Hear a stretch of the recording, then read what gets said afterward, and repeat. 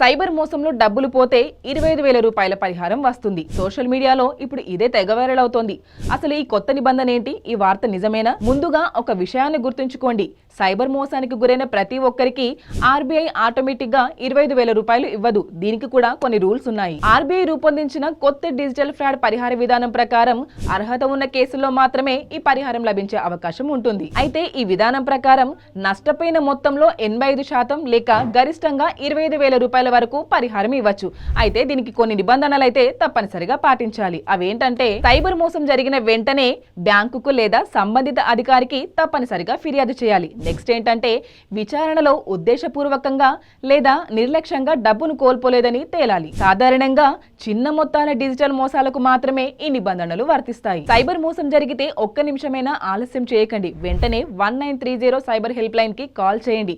మీ సంబంధిత బ్యాంక్ కి సమాచారం ఇవ్వండి. అలాగే cybercrime.gov.in వెబ్సైట్ లో మీ ఫిర్యాదుని నమోదు చేయండి. మీరు ఎంత తొందరగా రియాక్ట్ అయితే మీ డబ్బులు అంత తొందరగా పొందే అవకాశం ఉంటుంది. అలాగే OTP, UPI pin, CVV, bank password వంటి వివరాలను ఎట్టి పరిస్థితుల్లో ఎవరికి చెప్పకూడదు. సైబర్ నేరాలపై అప్రమత్తంగా ఉండండి. నిజమైన సమాచారాన్ని నమ్మండి.